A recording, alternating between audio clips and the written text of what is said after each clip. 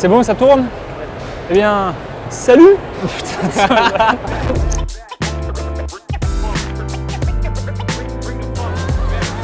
Deuxième journée, Japan Expo. On commence avec Aïe. Comment tu vas? Pas de réponse. On va enchaîner tout de suite, on va aller voir Kintaro Group, donc au Food Place, qui vont nous montrer comment ça se passe en cuisine, un peu tout leur concept, leur principe, comment ils font pour nourrir tout ce monde qu'on retrouve à la Japan Expo. C'est parti, deuxième journée, on y va.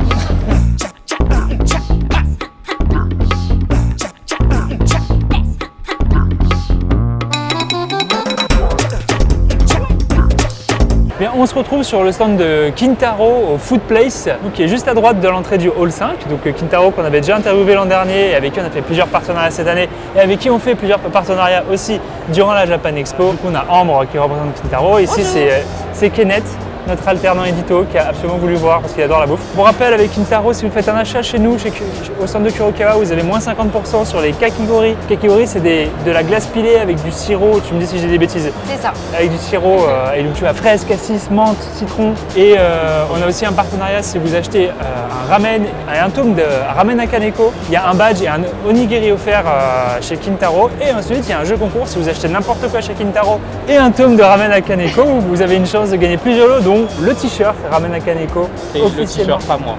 Le t-shirt, bah, c'est négociable pour repartir avec Kenneth.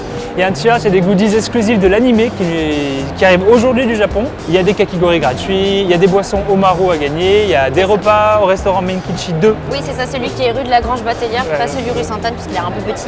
Et il y a des codes promo aussi de 40 € pour le karaoké. Coquet Coco. Coquet Coco, pardon. Et voilà, et donc du coup, ce qu'on va faire aujourd'hui, c'est qu'on va aller un peu voir comment ça se passe à l'intérieur, comment ça se passe pour nourrir tous ces gens affamés après avoir parcouru tous les stands des différents éditeurs. Et donc voilà, on va y aller et Ambre va un peu nous parler de comment il gère tout ça, comment ça se passe en cuisine. Donc on a la machine à torréfier le café qui vient de notre café Marou justement. Si vous voulez une petite pause et que vous n'avez pas l'occasion d'aller au café Marou. Donc on l'a fait venir pour vous spécialement sur le stand avec du café filtre, donc ce qu'on appelle le drip coffee juste ici. C'est gros. Wow. Et ensuite, au niveau des stands, quand on disait les stands de kakigori, vous les avez juste ici. On a juste ici donc le kakigori qui est à la fois la glace pilée et les croffles qui est une spécialité aussi de Marou. Donc les croffles, qu'est-ce que c'est? C'est un croissant qu'on fait gaufrer dans une gaufrière. Il y a deux goûts qui sont disponibles à la Japan Expo, mais si vous allez au Café Marou, qui est rue des Petits Champs, donc dans le quartier d'Opéra, le quartier japonais pour ceux qui connaissent un petit peu, on a plusieurs goûts. Ici, on aura caramel et pâte à tartiner. Donc voilà ce que vous avez à l'entrée. Et les super flyers. Pour rester corporate un peu. Également, on a ici aussi. Oui. Là, c'est l'entrée du self.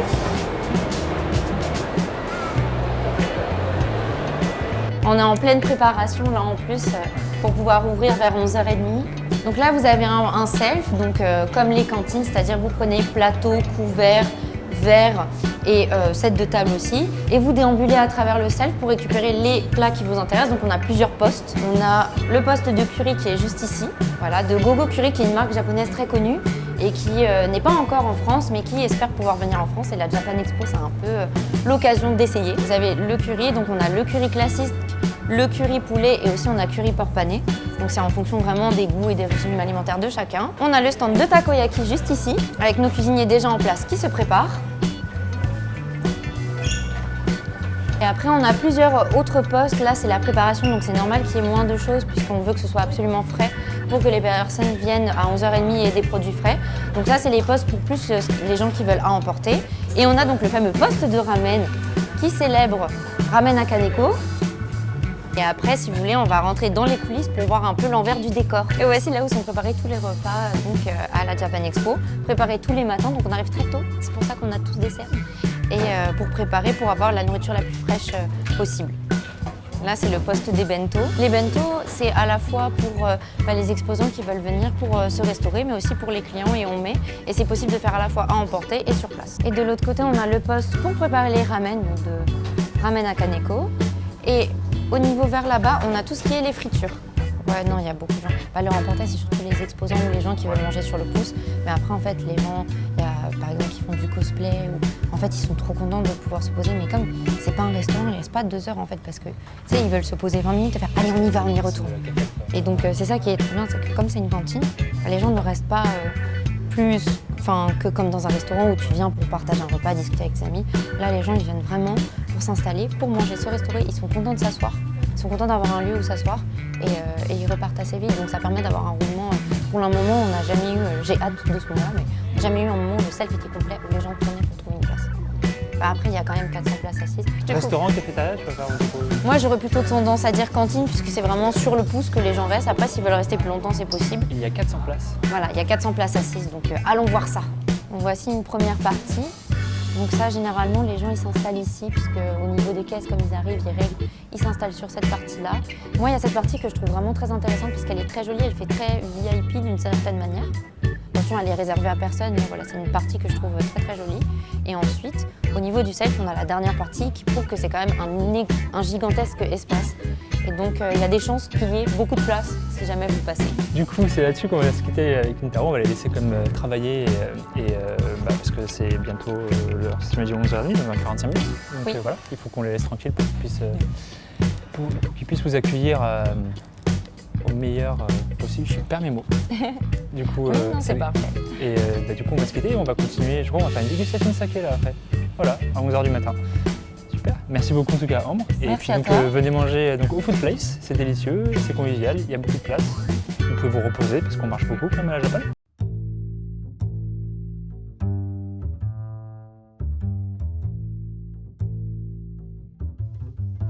Et bien on continue notre tour de la Japan Expo. Il est 10h pas beaucoup passé, 11h pas beaucoup passé pardon, et on est donc à Osake avec Siméon qui va nous présenter un peu les produits et on va déguster à 11h. Je te laisse présenter un peu tout le concept. Donc le saké japonais, pour ceux qui connaissent pas en fait, le saké japonais c'est un saké, c'est un alcool plus doux que ce qu'on en pense.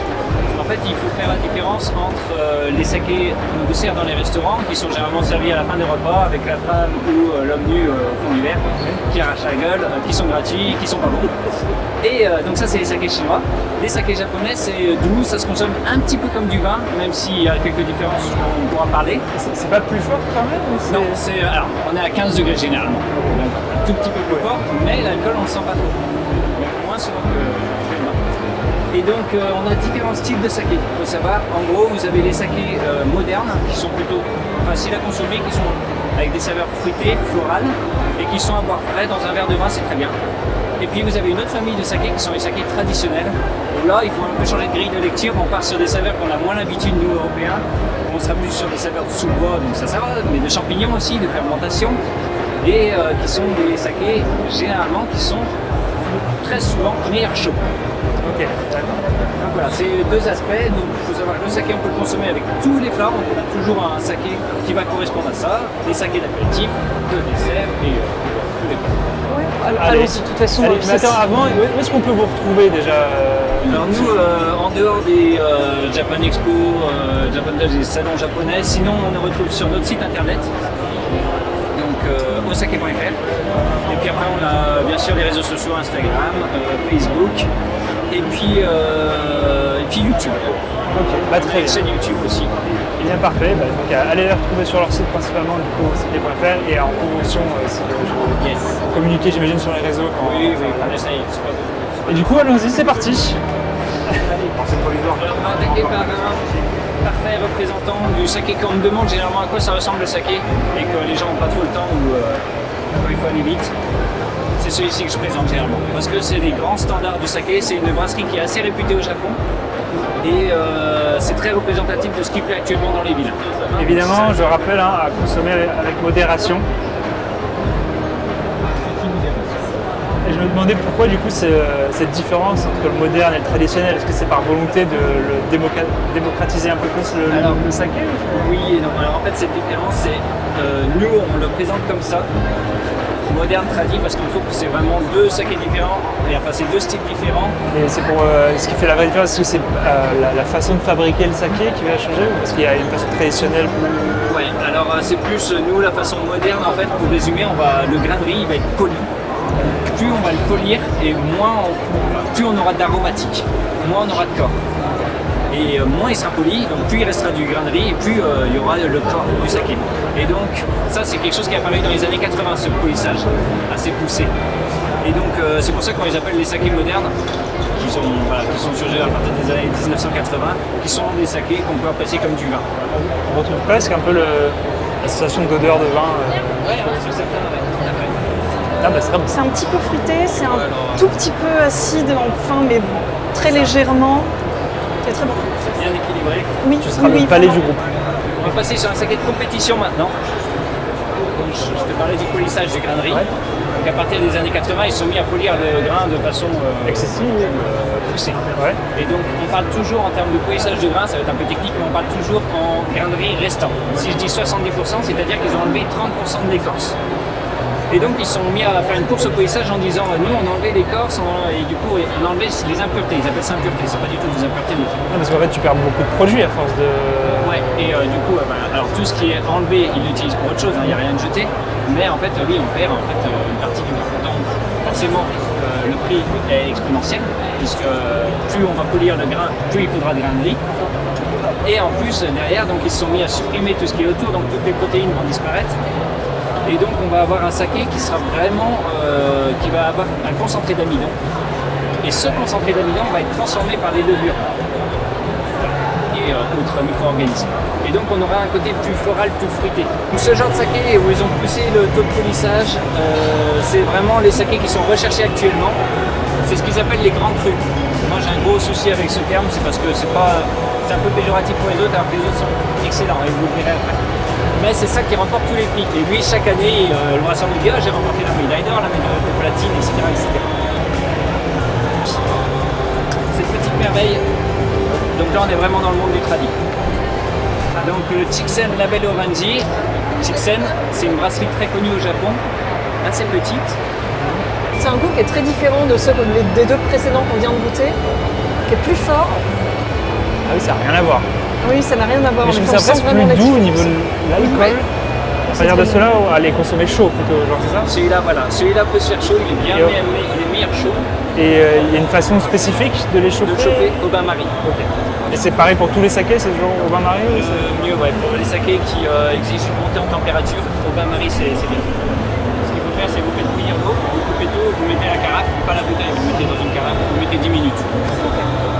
Saké français. Ah. Alors ça vieillit en cuve inox, c'est pas fou. Ah, c'est fou, il sent presque le chocolat, je trouve. Alors, le chocolat noir. Il sent le chocolat noir, ouais. C'est très étonnant. Et on reste Je pense surtout... que c'est celui-ci que je préfère. Ouais. Oui, celui que je préfère. Ouais. Maintenant, on va passer sur une petite rareté. Celui-là, le saké des samouraïs. Parfait. Le brasseur, il a Kyushu dans l'île du Sud. Ils sont brasseurs de père en fils depuis 15 générations. Le brasseur, le papa du brasseur actuel, était passionné d'histoire et donc il voulait savoir c'était quoi les vieux manuscrits qu'il avait issus de ses ancêtres. Écrit en vieux japonais, il en a mis une petite partie là. Les japonais n'arrivent pas à lire ça, pourtant c'est du vieux japonais. Voilà. Et donc il est passé par un spécialiste qui a traduit les manuscrits écrits par ses ancêtres. Et il se trouve que c'est ses ancêtres qui écrivaient comment leur saké se différenciait des concurrents sur l'île. Grâce à ça, il a pu refaire la même recette qu'à l'époque des samouraïs. Okay. Je vais vous le servir dans quelque chose de différent. Alors, généralement, le saké, vous le savez, ça se sert dans des petits sakazuki, on appelle ça. Alors là, c'est un simili, parce que ce genre de saké, c'est plus appréciable là-dedans. Et ça va vous permettre de trinquer de façon traditionnelle. Donc, deux choses quand on trinque le saké. Déjà, on ne se sert pas soi-même. Généralement, on sert les voisins. Et puis, au moment de se servir, quand il y a le voisin qui est à côté, il doit vous arrêter et vous servir. C'est comme ça que ça se fait. Et après, il y a une deuxième petite règle. Je vais en servir un et on va faire l'exemple.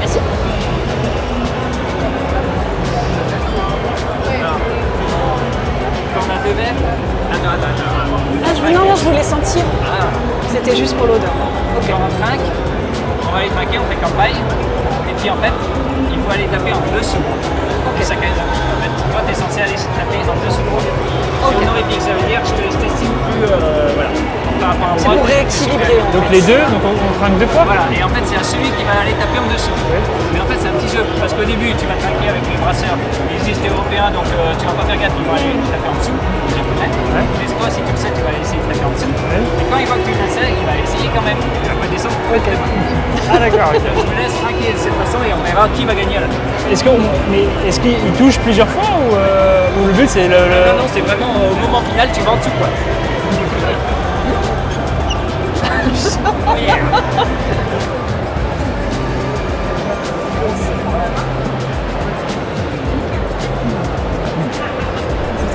Très bon. C'est très Merci étonnant. On a beaucoup. vraiment goûté des choses avec des goûts hyper différents les uns des autres. Ouais, c'est très vaste pour le saké. Il y a 600 saveurs dans le 600 arômes dans le saké, comme 300 dans le vin. Moi, je pense que ça vous a plu. C'était Je suis délicieux. vraiment ouais. l'impression d'être un directeur de colo quoi. Alors ça vous a plu, c'était bien. Oui, Bah super, bah merci beaucoup Simon et merci je vous rappelle donc grand plaisir. Alors, c'était- allez les suivre au saké, osake.fr J'aime le sur vin, les je ne réseaux, connaissais pas le saké et et nous on va continuer notre petit tour, on va peut-être aller c'était très manger. bon. Merci beaucoup. Ouais, on va aller manger. Et voilà, on se retrouve tout à l'heure.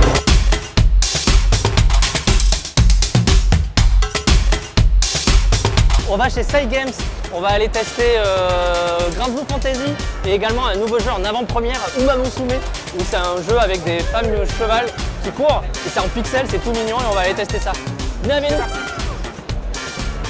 Eh bien le jeu sort le 30 août 2024 et il est jouable en avant-première sur le stand de Sai Games à Japan Expo jusqu'à dimanche.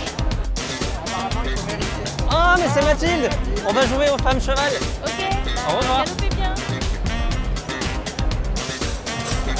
Un magnifique Saitama.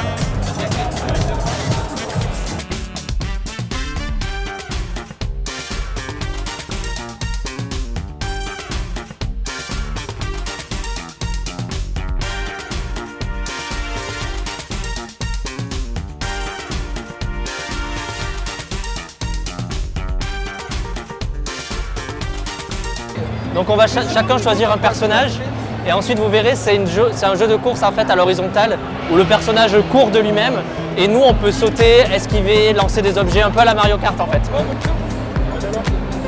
Et en fait le but c'est aussi de récupérer des petits fers à cheval qui sont mis un petit peu partout. Point à la fin. Voilà, donc Le premier et c'est ça. maximum de faire. En fait tu peux finir deuxième et Est-ce que les fers à cheval il faut aller plus vite non, c'est pas comme les pièces dans Mario Kart. Clara, faut valider en fallant un A. C'est parti! Tu avances comme ça tout le long? En fait, ça avance tout seul. Ok. Toi, tu sautes, tu accélères avec X et tu peux jouer à une main. Donc, la présentation des personnages avec le Special Week. C'est qui Special Week du coup? C'est Clara. Salin Suzuka, c'est moi. Mejiro McQueen, c'est Paul. Et enfin, le dernier, qui sera aussi le dernier, El Condor Passa. Et bien, Gambale. Flavien, filme bien là, c'est moi qui vais gagner. Chaud, hein? Ouais, c'est Ouais, j'annonce P2 vainqueur.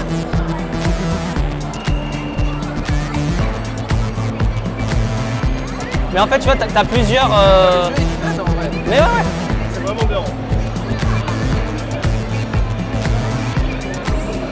oh là là, le checkpoint sur la ligne.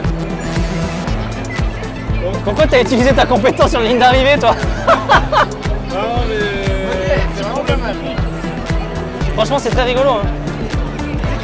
C'est moi.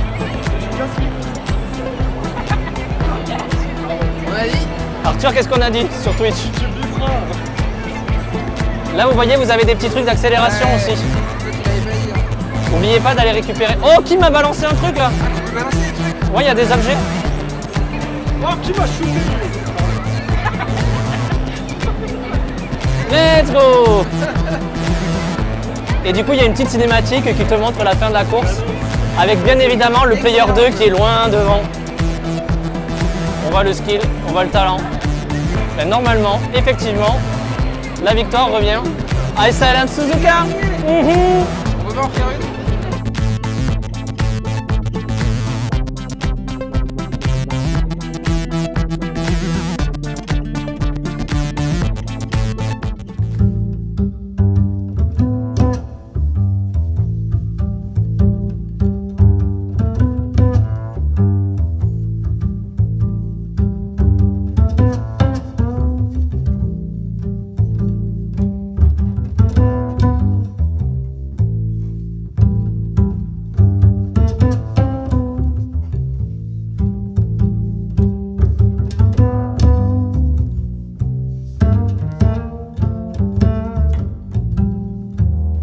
Et pour bien terminer ce magnifique vendredi de Japan Expo, on a remporté le Daruma de la meilleure fabrication pour Soul Eater Perfect en The Kid parce que c'est le meilleur personnage. Donc 2 ans après le grand frère Fullmetal Alchemist, on remporte le même award pour Soul Eater, donc on est très contents. Et on remercie toutes nos équipes, que ce soit la Créa, la Fab, l'édito, etc.